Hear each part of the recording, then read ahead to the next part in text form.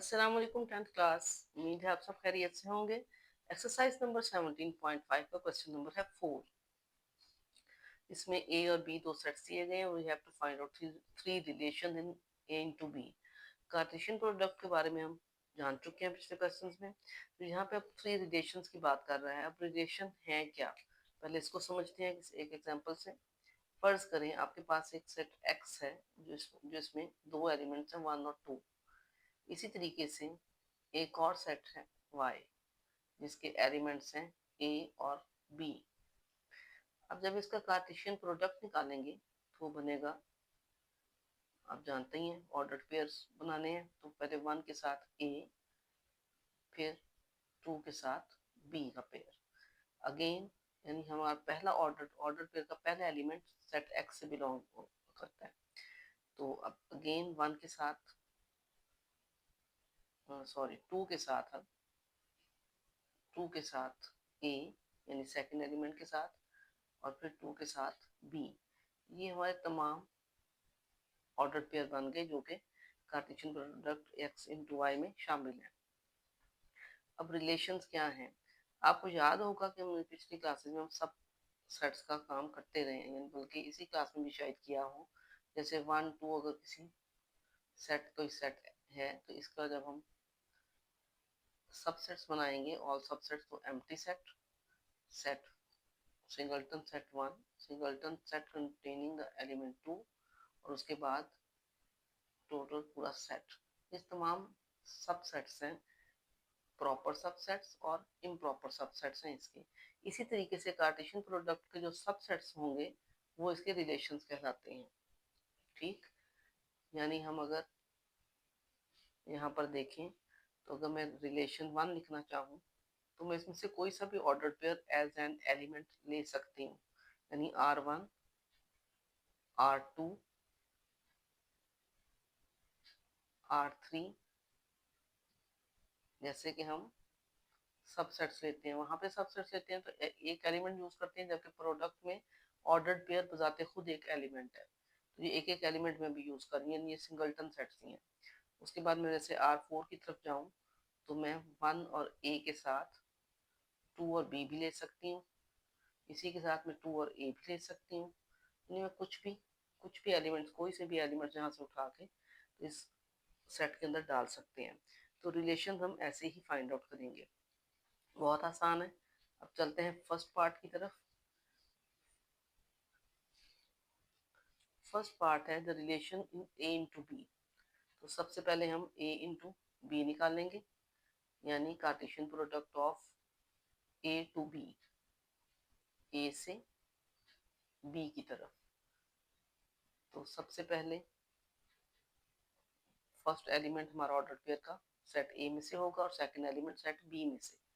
तो 5 के साथ जब पेयरिंग करेंगे तो 5 के साथ 1, फिर 5 के साथ 2, और फिर 5 के साथ 3। इसी तरीके से 6 के साथ 1, फिर 6 के साथ 2, और फिर 6 के साथ 3। ये तमाम ऑर्डर पेयर्स जो हैं ये प्रोडक्ट इनटू बी में मौजूद है। अब इसके थ्री रिलेशंस कह रहे हैं, ओनली थ्री रिलेशंस, यानी आपने 3 से ज्यादा रिलेशंस यहाँ पे आपसे नहीं मांगे गए। तो आपने जस्ट R1 निकालना है, R2 और R3।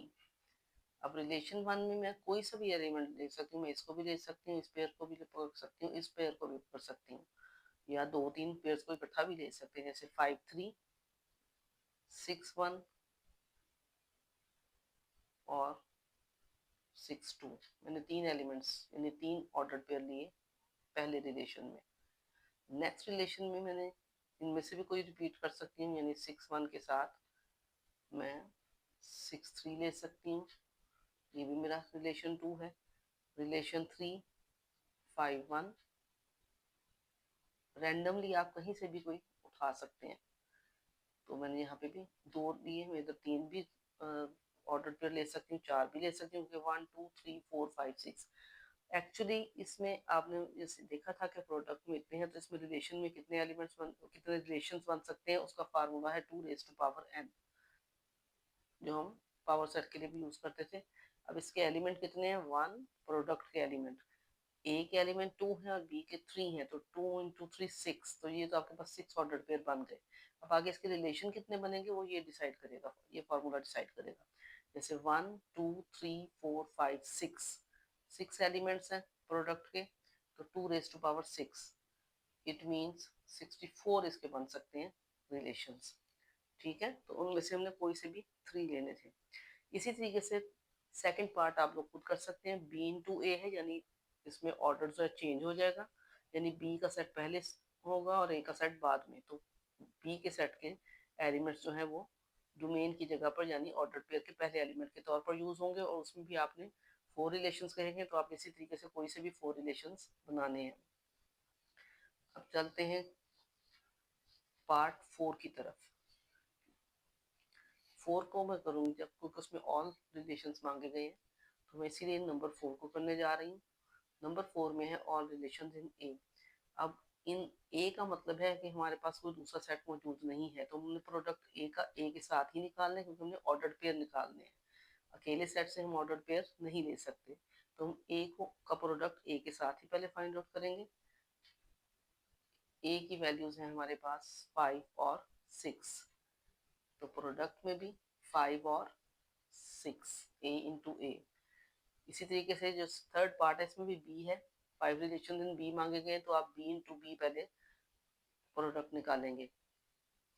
तो कार्टेशियन प्रोडक्ट के रिजल्ट में पहले फर्स्ट एलिमेंट 5 और फिर यहाँ से 5, यानी दूसरे सेट का एलिमेंट, फिर 5 के साथ 6, पहले मैंने 5 के साथ 5 की बॉन्डिंग की और उसके बाद 6 की पेयरिंग की है।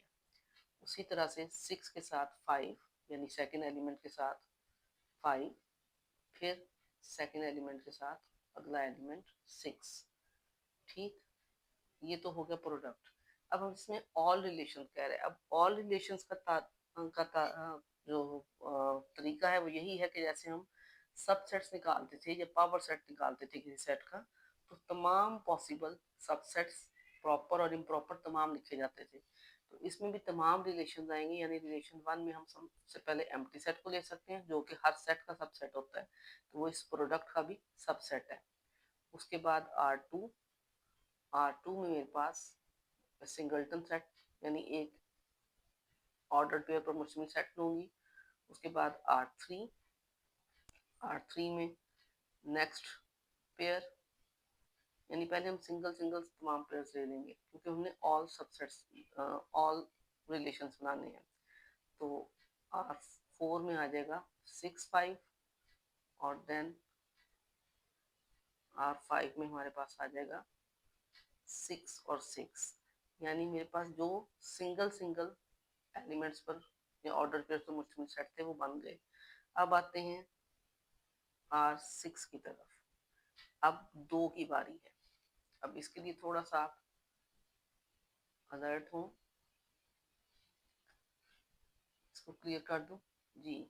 अब बारी है 2 की, तो अब मैं पहले फर्स्ट ऑर्डर पेयर के साथ बारी बारी इन ऑर्डर पेयर्स को यूज करूंगी, यानी 5 के साथ 5, यानी 5 5 का ऑर्डर, और फिर 5 5 के साथ 5 6। उसके बाद आते हैं R7 में। अब R7 में अगेन पहला एलिमेंट 5 5 का ऑर्डर पेयर, और उसके बाद इसके बाद नेक्स्ट है 6 5।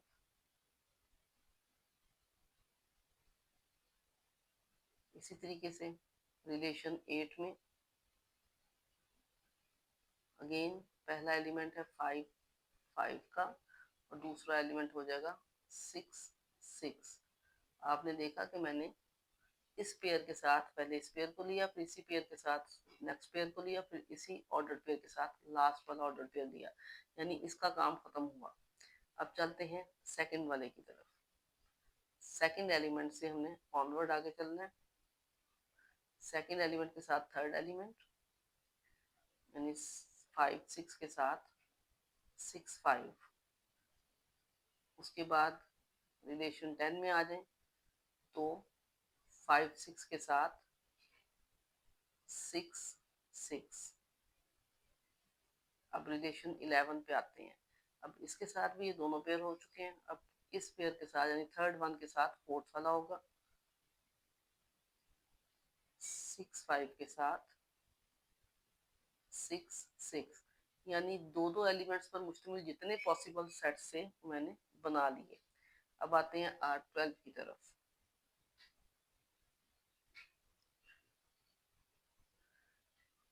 अब दो दो एलिमेंट हो चुके हैं, अब हम 3 बनाएंगे। यहाँ पे 1 2 3 4 टोटल एलिमेंट्स हैं। इसका बड़ा आसान तरीका है कि आप किसी एक एलिमेंट को स्किप कर दें, बाकी के 3, जैसे मैं 6 6 को स्किप कर दूं तो बाकी रह जाएगा 5 5, फिर 5 6 और फिर 6 5। नेक्स्ट चलते हैं R13 की तरफ, यानी रिलेशन नंबर 13। अब मैंने पहले इसको स्किप किया था, अब ये थर्ड वन को स्किप करेंगे तो बाकी के 3 जो ऑर्डर पेयर्स हैं वो नोट कर लेंगे, यानी 5 के साथ 5, फिर 5 के साथ 6, थर्ड वन को स्किप करेंगे तो 6 के साथ 6 के साथ 6। नेक्स्ट आते हैं R14,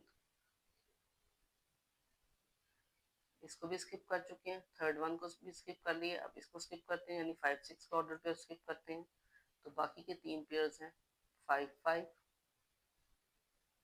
6 5 और 6 6। और लास्ट में अब बारी है आपके पास इसको स्किप करने की, फर्स्ट पेयर को। फर्स्ट पेयर को आप स्किप करेंगे तो बाकी के 3 पेयर्स लेंगे जो कि है 5 6 6 5 और देन 6 6। यानी सबसे पहले देखा जाए तो एम्प्टी सेट पहला रिलेशन, फिर जितने भी रिलेशन हैं वो सिंगल एलिमेंट पर मुश्तमिल सेट और सिंगल ऑर्डर पेयर पर मुश्तमिल सेट्स हैं, रिलेशंस हैं। उसके बाद दो दो पेयर लिए, उसके बाद मैंने 3 3 पेयर लिए जितने भी पॉसिबल थे। अब लास्ट में है, अब 3 3 के बाद आखिरी नंबर हमारे पास बचा 4, और 4 क्योंकि ये टोटल एलिमेंट्स हैं ही 4 तो ये सिर्फ एक ही सेट बनेगा, ये एक ही रिलेशन बनेगा जो कि है 5 5 5 6